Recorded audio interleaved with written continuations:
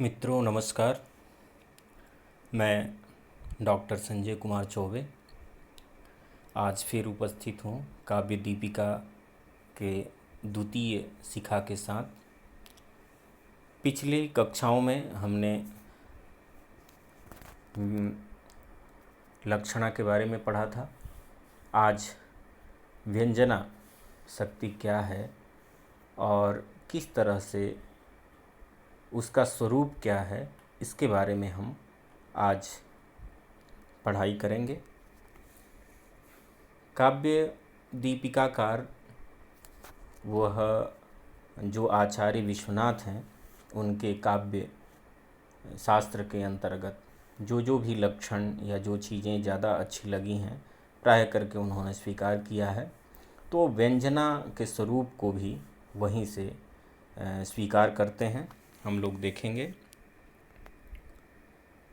व्यंजना स्वरूपम आह, व्यंजना के स्वरूप को कहते हैं कि व्यंजना का स्वरूप क्या है। वीरता सुविधाद्यासु ययार्थो बोध्यते परः सा वृत्तिर्व्यंजना नाम शब्दस्यार्थादिकस्य च। विश्वनाथः कहते हैं कि वीरतासु अभिधाद्यासु, जो अभिधा आदि, आदि से यहाँ तात्पर्य है लक्षणा और तात्पर्य। जो शुरू में हमने आपको वृत्तियाँ बताई, मुख्य रूप से तो 3 वृत्ति बताई गई, अभिधा, लक्षणा और व्यंजना। लेकिन कुछ लोग तात्पर्य वृत्ति को भी मानते हैं, तो उस हिसाब से आद्यासु से यहाँ तात्पर्य है कि जो लक्षणा और तात्पर्य वृत्ति है उसको भी ग्रहण करेंगे।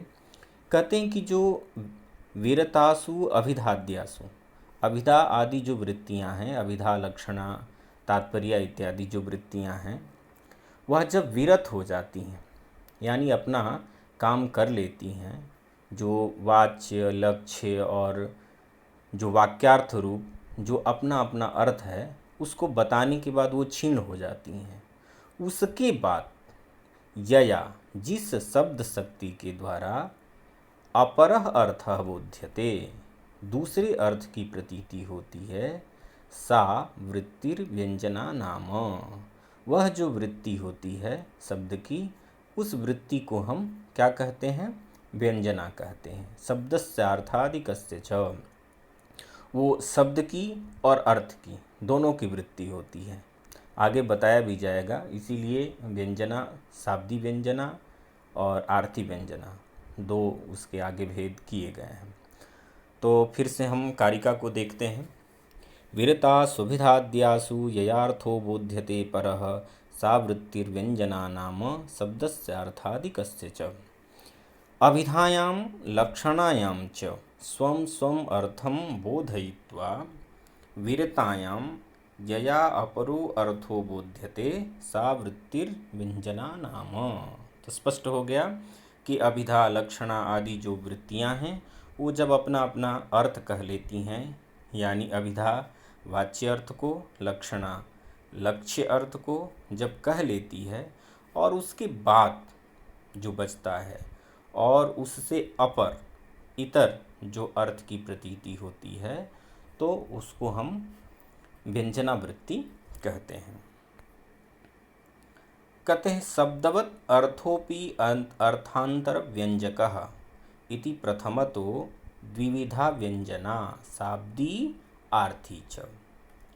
आगे हम लोग देखेंगे, इसके अर्थ के विस्तार को समझेंगे भी कि ये कैसे है। उदाहरण के रूप में भी आप देख सकते हैं, जैसे कि गंगायाम घोषः, आगे उदाहरण आएगा उस समय हम बताएंगे।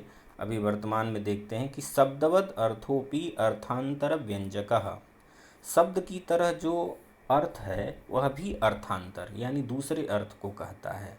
इसीलिए प्रथम दृष्टया यह जो व्यंजना है वह 2 तरह की हो गई, एक तो शाब्दी और एक दूसरी जो है वह आर्थी व्यंजना है। शाब्दी व्यंजना उसके बारे में देखते हैं। शाब्दी च द्विधा, अभिधामूला लक्षणामूला च यथाह विश्वनाथः। कहते हैं जो शाब्दी व्यंजना है वह शाब्दी व्यंजना अभिधामूला और लक्षणामूला, ये दो भेद से दो तरह की होती है। अभिधा जिस व्यंजना के मूल में होता है वह अभिधामूला कहलाती है, और लक्षणा जिसके मूल में होता है वह लक्षणामूला कहलाती है। विश्वनाथ ने कहा भी है, अभिधा लक्षणामूला शब्दस्य व्यंजना विधा। ठीक है, जो शब्द है वह जो व्यंजना की अभिधामूला और लक्षणामूला, ये दो तरह के भेद हो गए। अब उसमें से अभिधामूला जो व्यंजना है उस अभिधामूला व्यंजना के स्वरूप को बताते हैं कि वह अभिधामूला व्यंजना का स्वरूप क्या है। कहते हैं अनेकार्थस्य शब्दस्य संयोगाद्यैर्नियंत्रिते एकत्रार्थेन्यधीर हेतुर व्यंजना साभिधाश्रया। कहते हैं कि जो अनेकार्थक शब्द हैं, अनेकार्थक का मतलब हुआ अनेक अर्थ वाले। कई ऐसे शब्द हैं जिनके नाना अर्थ, अलग अलग अर्थ होते हैं, एक ही शब्द के कई अर्थ होते हैं। तो जो अनेकार्थक शब्द हैं उनका संयोग आदि के द्वारा, संयोग आदि का मतलब है कुछ परिगणित हैं कुछ चीज़ें, संयोग है, विप्रयोग है, आगे बताएंगे, पूरी की पूरी कारिका है, उसके बारे में आगे हम लोग चर्चा करेंगे। तो कहते हैं संयोग आदि के द्वारा, विप्रयोग आदि के द्वारा एकस्मिन अर्थे, एक ही अर्थ में, एकत्रार्थे का मतलब है एकस्मिन अर्थे, एक ही अर्थ में, नियंत्रिते।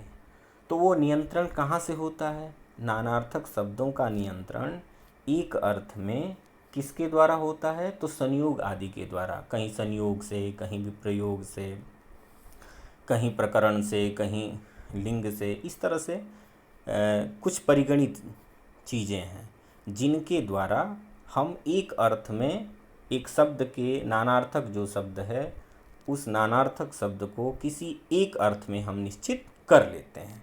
उसके बाद अन्यधि हेतुर व्यंजना साभिधाश्रया, जब एक अर्थ में कर लेते हैं तो उसके बाद अन्यस्य निर्धारितात् भिन्नस्य अर्थस्य धी ज्ञानम तस्य हेतु।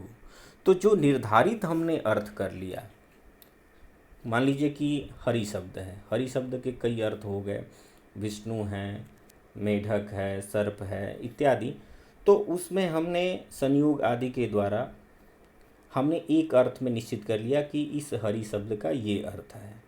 इसके बाद भिन्न जो अर्थ, इसके अलावा जो भिन्न अर्थ का ज्ञान जिस वृत्ति के द्वारा होता है वह अभिधा के आश्रय होने के कारण वह शाब्दी व्यंजना के नाम से जानी जाती है। अब वह संयोग आदि क्या है उसके बारे में हम लोग देखते हैं, क्योंकि पहले हम जानेंगे कि एक नानार्थक जो शब्द है उस नानार्थक शब्द को एक अर्थ में निश्चित करना होगा, और एक अर्थ में जब निश्चित कर देंगे तो एक अर्थ के अलावा जो और अर्थ निकल कर के आएगा वह शाब्दी व्यंजना जो होगी उस व्यंजना शक्ति के द्वारा वह अर्थ निकल कर के आएगा, या उसको जो बताने वाली उस अर्थ को वृत्ति होगी वह शाब्दी व्यंजना कहलाएगी। तो संयोग आदि क्या है तो देखते हैं। संयोगो विप्रयोगश्च साहचर्यं विरोधिता अर्थः प्रकरणं लिंगम शब्दस्यान्यस्य सन्निधिः सामर्थ्यमौचिती देशः कालो व्यक्तिः स्वरादयः शब्दार्थस्यानवच्छेदे विशेषस्मृति हेतवः। ये कुछ परिगणित हैं। संयोग, विप्रयोग, साहचर्य, विरोधिता, अर्थ, प्रकरण, लिंग और शब्द का अन्य का संयोग, सामर्थ्य, औचित्य, देश, काल, व्यक्ति और स्वर आदि, ये सब के सब क्या हैं? शब्दार्थस्या नवच्छेदे विशेष स्मृति हेतव। किसी शब्द का अर्थ जब संदेह में हो जाता है तो उस स्थिति में उसके विशेष ज्ञान की ये कारण बनते हैं। कि अलग अलग एक ही शब्द है, उसके कई अर्थ हो गए। तो हम ये जो चीज़ें हमने बताई हैं, संयोग विप्रयोग आदि, इनके द्वारा हम उस शब्द का एक निश्चित अर्थ कर लेते हैं कि ये इसका अर्थ यही है। इसके उदाहरणों को हम देखेंगे तो बात स्पष्ट हो जाएगी कि वो क्या है। देखते हैं।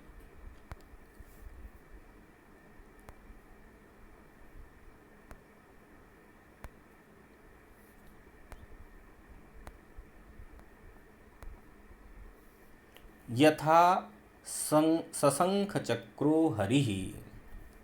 अब उदाहरण देखिए, संयोग का उदाहरण दे रहे हैं। सशंख चक्रो हरिः। सशंख चक्रो हरि का मतलब है कि शंख और चक्र के साथ हरि हैं। तो आपने यहाँ क्या देखा कि हरि, हरि शब्द के तो कई अर्थ हो जाते हैं। हरि शब्द के नानार्थक हरि शब्द है। उस नानार्थक हरि शब्द के उसमें यम भी आ जाते हैं, सुख भी आ जाता है, विष्णु भी आ जाते हैं। तो इस तरह से हम भेक मेढक भी आ जाता है। तो ये अलग अलग जो है शब्दों के अर्थ को बताने वाला है। यानी जो हरि शब्द है वह अनेक अर्थ को बताने वाला है। लेकिन हम संयोग के कारण इसको समझ पाएंगे कि यहाँ पर जो हरि शब्द का प्रयोग किया गया वह किसके लिए है। तो सशंख चक्रो हरिः, कि शंख और चक्र के साथ। तो शंख और चक्र का संयोग है, शंख और चक्र के साथ हरि हैं, विष्णु हैं। तो यहाँ जाहिर सी बात है कि यहाँ हम सर्प इत्यादि जो अलग अलग शब्द के अर्थ हैं उसको हम नहीं स्वीकार करेंगे, क्योंकि यहाँ पर शंख और चक्र यह संयोग बताता है कि हरि जो हैं वह भगवान विष्णु ही हैं।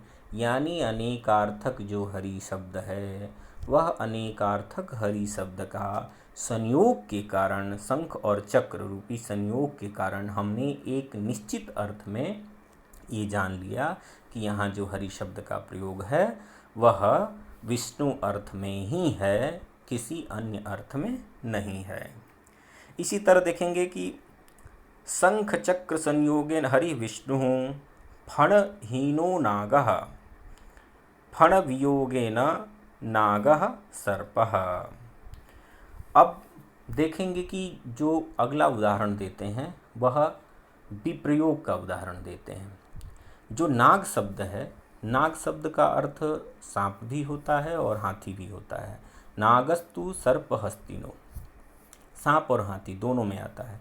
लेकिन वियोग से इसका एक निश्चित अर्थ में हम निर्धारित करेंगे कि यहाँ पर उसका क्या अर्थ है। तो फणहीनो नागः, फण से हीन नाग है। तो यहाँ वियोग हो रहा है कि फण से हीन। तो फण से हीन क्या होगा, तो फण किसके पास होता है, तो फण जो है सांप के पास होता है। तो फण से विहीन है, यानी उसके पास फण नहीं है। तो यह बात बताती है कि यहाँ पर जो नाग शब्द का प्रयोग किया गया है वह हाथी के लिए नहीं किया गया है बल्कि सांप के लिए किया गया है, क्योंकि मणि जो होती है, फण जो होता है वह सर्प के ही पास होता है। ठीक है। तो संयोगो विप्रयोगश्च साहचर्यम, साहचर्य का देखते हैं साथ साथ होना। जैसे राम लक्ष्मणौ, राम और लक्ष्मण। तो राम के तो कई अर्थ हैं, राम से परशुराम भी लेंगे, राम से भगवान राम भी हैं।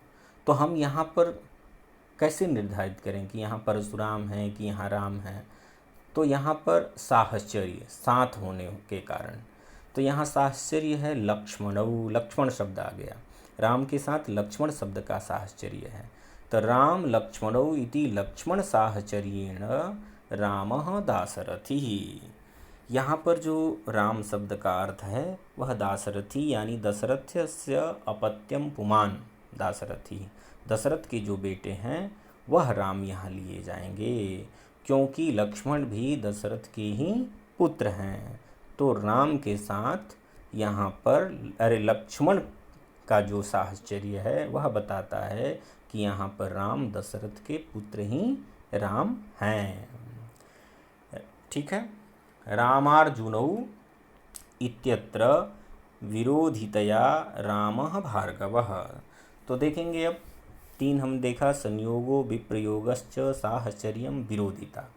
विरोध में देखते हैं रामार्जुनौ, राम और अर्जुन, इत्यत्र विरोधितया रामः भार्गवः अर्जुनः कार्तवीर्यः।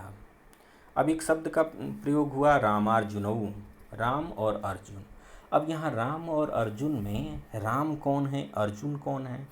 क्या राम दशरथ के पुत्र वाले राम हैं और अर्जुन जो हैं पृथा पुत्र कुंती पुत्र अर्जुन हैं? कौन है? तो कहते हैं यहाँ विरोध के कारण यहाँ पे एक निश्चित अर्थ हम कर पाएंगे, वह है कि रामार्जुनौ, राम के साथ अर्जुन का विरोध के कारण रामः भार्गवः अर्जुनः कार्तवीर्यः। राम जो है परशुराम है और जो अर्जुन है वह कार्तवीर्य है, कार्तवीर्य। इन दोनों में विरोध था, परशुराम में और कार्तवीर्यार्जुन में। तो कार्तवीर्यार्जुन का अर्जुन शब्द हो गया और यहाँ पर परशुराम का राम शब्द हो गया। लेकिन एक दूसरे में विरोध होने के कारण यह निश्चित हो गया कि यहाँ पर राम कौन है, तो परशुराम है, और अर्जुन कौन है, तो कार्तवीर्यार्जुन है। तो विरोध के कारण हमने इन दोनों शब्दों के अर्थ निश्चित किए एक अर्थ में। फिर आगे देखते हैं अर्थः प्रयोजनम यथा स्थाणुं भज भवच्छेद इति भवच्छेदरूप प्रयोजन संबंधेन स्थाणुः शिवः न तु शाखा विहीनो वृक्षः। तो संयोगो विप्रयोगश्च साहचर्यम विरोधिता। अर्थः, अर्थ क्या है? तो कहते हैं प्रयोजन। तो कहते हैं स्थाणु भज भवच्छिद, स्थाणु को भजो और अपनी जो भव है, संसार की बाधा है, उसका जो है उन्मूलन करो, उसका उच्छेदन करो। तो स्थाणु शब्द के 2 अर्थ मुख्य रूप से यहाँ पर, स्थाणु का मतलब होता है भगवान शिव और स्थाणु का मतलब होता है ठूंठ, जो पेड़ सूख करके और आधे पड़े रहते हैं उनको भी स्थाणु कहा जाता है संस्कृत में। तो कहते हैं स्थाणु भज भवच्छिद। तो यहाँ पर स्थाणु से कौन सा अर्थ लें हम? तो क्या ठूंठ लें या भगवान शिव लें? तो कहा कि यहाँ पर भवच्छेदन है। तो भवच्छेद कौन करेगा? ठूंठ तो करेगा नहीं। संसार की जो बाधाएं हैं उस बाधाओं से पार करने वाले तो भगवान शिव ही होंगे। तो इसीलिए यहाँ हम प्रयोजन से समझ पाएंगे। प्रयोजन यहाँ बताया जा रहा है कि तुमको स्थाणु को क्यों भजना है। शिव तो स्थाणु को इसलिए भजना है कि भवच्छिद, अपने संसार के बंधन का उच्छेद करना है। तो भगवान शिव की कृपा होगी तो भव का उच्छेदन भी होगा। तो यहाँ पर प्रयोजन से हम स्थाणु शब्द का जो अर्थ है वह भगवान शिव लेंगे। न तो शाखा विहीनो वृक्षः, शाखा जिसकी नहीं है, डालियाँ नहीं हैं, उससे रहित जो पेड़ होता है उसको हम स्थाणु यानी ठूंठ कहते हैं। ठीक है, आगे की तरफ हम बढ़ते हैं, देखते हैं शाखा विहीनो वृक्षः।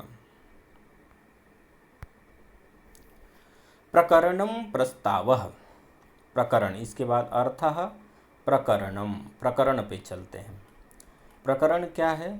तो प्रकरण प्रस्ताव को कहा जाता है। जैसे यथा ज्ञापयति देवः, तो देव के तो कई अर्थ हैं। देवो मेघे सुरेराज्ञी, देवता जो देव शब्द है वह देव शब्द का अर्थ मेघ में भी आता है, देवता में भी आता है और राजा में भी आता है, ये विश्वकोश कहता है। तो हम यहाँ पर यथा ज्ञापयति देवः, ये वाक्य बोला गया कि जैसे आज्ञा दे रहे हैं देव, तो इसमें देव शब्द का कौन सा अर्थ लें? तब हम देवः भवान, राजा, जो सामने प्रस्ताव है, जो प्रकरण है वर्तमान में दिखाई दे रहा है कि आप आज्ञा दे रहे हैं, यथा आज्ञापयति देवः, तो हम इसको प्रकरण से, प्रस्ताव के द्वारा यह समझ पाएंगे कि यहाँ पर सामने वाला व्यक्ति भगवान, आप या जो राजा हैं वह ही देव शब्द का अर्थ होगा। लिंगम विशेषकम चिन्हम, लिंग का मतलब होता है कि एक चिन्ह, जो किसी विशेषता प्रकट करने वाला जो चिन्ह है, किसी चीज़ के विशेषता को वह प्रकट करता है, उसको हम उस चिन्ह को लिंग कहेंगे। लिंगम विशेषकम चिन्हम यथा कपर्दी भीमः इति कपर्देन विशेषणेन भीमः शिवः। तो कपर्दी भीमः, कपर्दी से भीम, तो मान लीजिए कि यहाँ पे भीम है। भीम शब्द के तो कई अर्थ हैं। भीम भयानक में भी आता है, रुद्र में भी आता है, और जो पांडु के पुत्र जो भीम हैं उनमें भी। तो इस भीम शब्द का क्या अर्थ समझा जाए? तब उस स्थिति में कपर्दी भीम, कपर्दी के कारण भीम है। तो कपर्दी विशेषण है। कपर्दी यानी जटाजूट के कारण। तो जटाजूट किसकी है? तो जटाजूट जो है भगवान शिव की है। तो जटाजूट होने के कारण, विशेषण होने के कारण भीम शब्द का यहाँ अर्थ रुद्र में नहीं लिया जाएगा, भयानक में नहीं लिया जाएगा, ठीक है। भीम पांडु के जो पुत्र हैं उनमें न लेकर के जो भगवान शिव हैं उनमें हम अर्थ स्वीकार करेंगे। फिर अन्यस्य प्रसिद्धार्थकस्य शब्दस्य सन्निधिः समभिव्याहारः। और इसके बाद हम देखेंगे कि अन्य जो शब्द हैं, अन्य शब्द का जो है, अन्य शब्दस्य सन्निधि का अर्थ है कि जो प्रसिद्धार्थक शब्द है उस प्रसिद्ध शब्द के प्रयोग के कारण किसी अन्य शब्द के अर्थ का निर्धारण हो पा रहा हो। जैसे उदाहरण देखिए, स्थलारविंदाश्रियम, स्थलारविंदाश्रियम, यहाँ पर श्री शब्द का प्रयोग है। तो श्री शब्द से क्या लें? क्योंकि श्री शब्द के तो शोभा, संपत्ति, पद्मा, लक्ष्मी, ये कई अर्थ हैं। शोभा लें हम, संपत्ति लें, या पद्मा यानी विष्णु की पत्नी लें, या लक्ष्मी लें, किसको हम ग्रहण करें?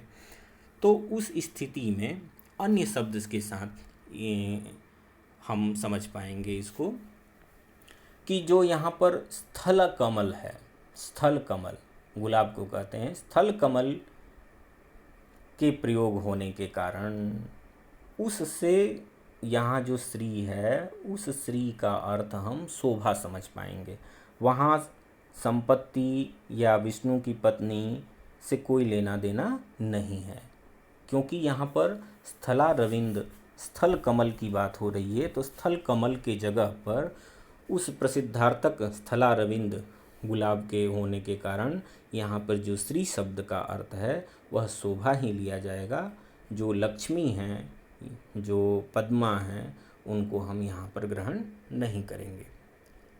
फिर इसी तरह से देखेंगे, सामर्थ्यम शक्ति यथा मधुना मत्तः कोकिलः इति मधु वसंतः। जैसे सामर्थ्य है, सामर्थ्य के कारण, जैसे उदाहरण दिया, मधुना मत्तः कोकिलः, मधु के कारण मतवाली हो गई है कोयल।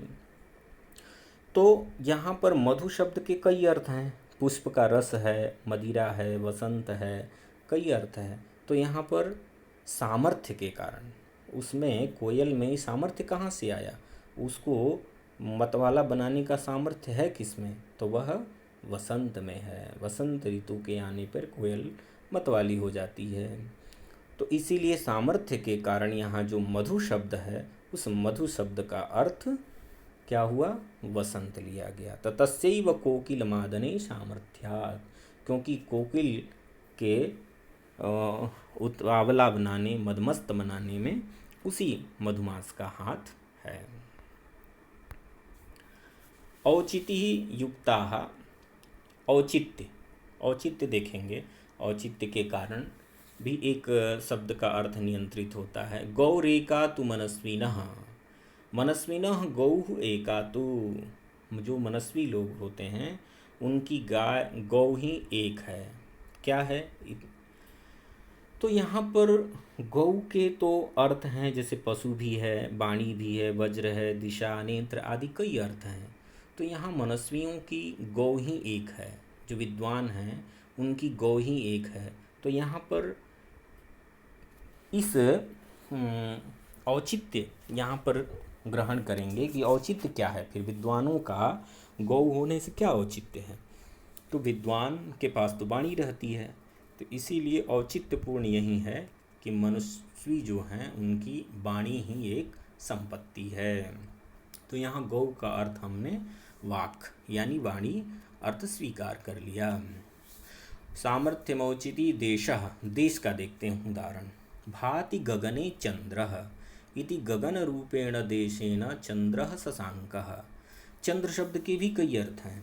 चंद्र का अर्थ कर्पूर भी होता है, स्वर्ण भी होता है, जल भी होता है, लेकिन देश के कारण, स्थान विशेष के कारण हम यहाँ पे अर्थ निर्धारण करते हैं। एक वाक्य है भाति गगने चंद्रः, चंद्रमा जो है गगन में चमक रहा है। तो यहाँ गगन में चांद चमक रहा है, तो देश स्थान देखेंगे कहाँ पे चमक रहा है, तो गगन में, आकाश में। तो आकाश कहने से यहाँ पर किसी पशु, किसी स्वर्ण या किसी जल या कपूर, इन सब चीज़ों का औचित्य नहीं रह जाता। स्थान से ही पता चल रहा है कि चांद जो है आसमान में चमकता है। तो स्थान के कारण यहाँ पर चंद्र शब्द का अर्थ निर्धारित हुआ, और वह किसके कारण? देश के कारण, कि वह गगन में चमक रहा है। तो सामर्थ्यमौचिति देशः कालो व्यक्तिः, काल का उदाहरण देखते हैं।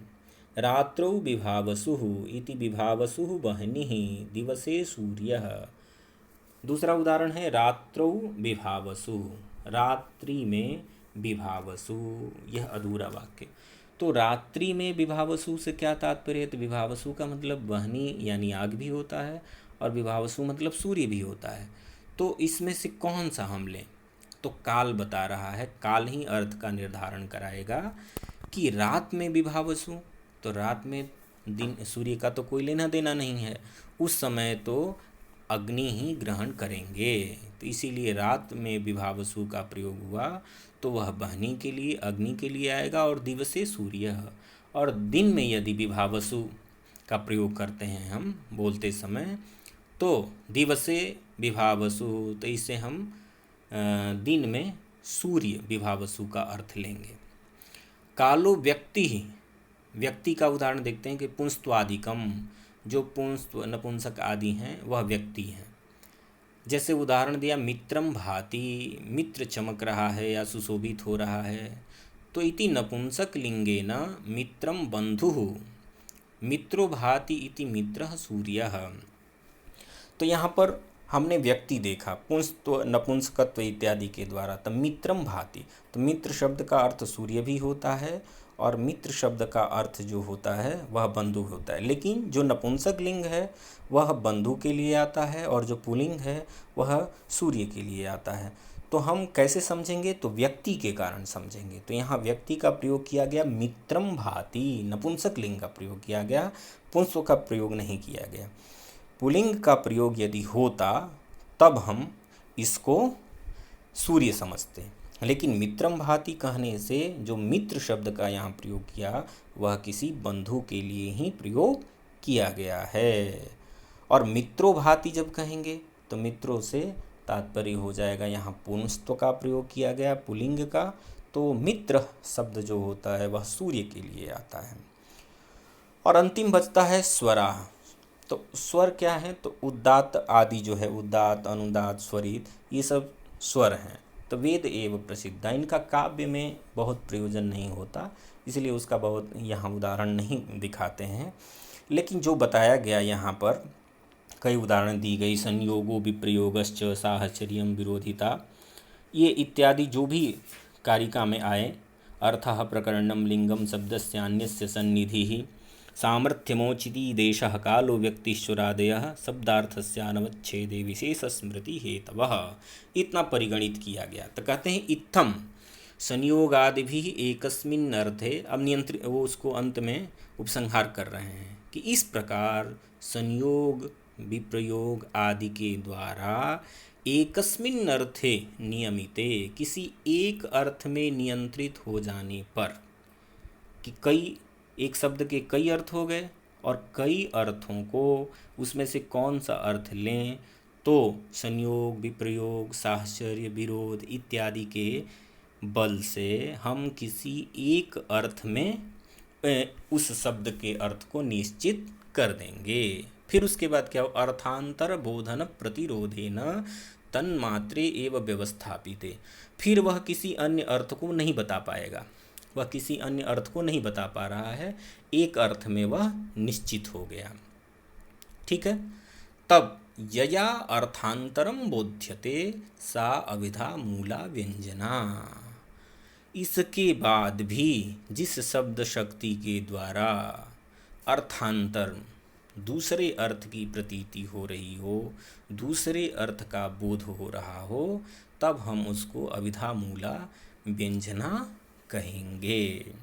तो हम अंत में उदाहरण अगली कक्षा में पढ़ेंगे, क्योंकि कुछ समय की मर्यादा और भी है, और उसको देखते हुए तो एक बार हम फिर से देखते हैं कि जो शुरू की बातें बताई गई कि अविधा मूला व्यंजना जो बताई गई, उसमें ये कहा गया कि जो अनेकार्थक शब्द हैं, उन अनेकार्थक शब्दों का संयोग विप्रयोग आदि के द्वारा किसी एक अर्थ में उनका हमने नियंत्रण कर लिया कि यह शब्द है और यह अनेक अर्थों वाला है, लेकिन संयोग के कारण इस शब्द का यह अर्थ है।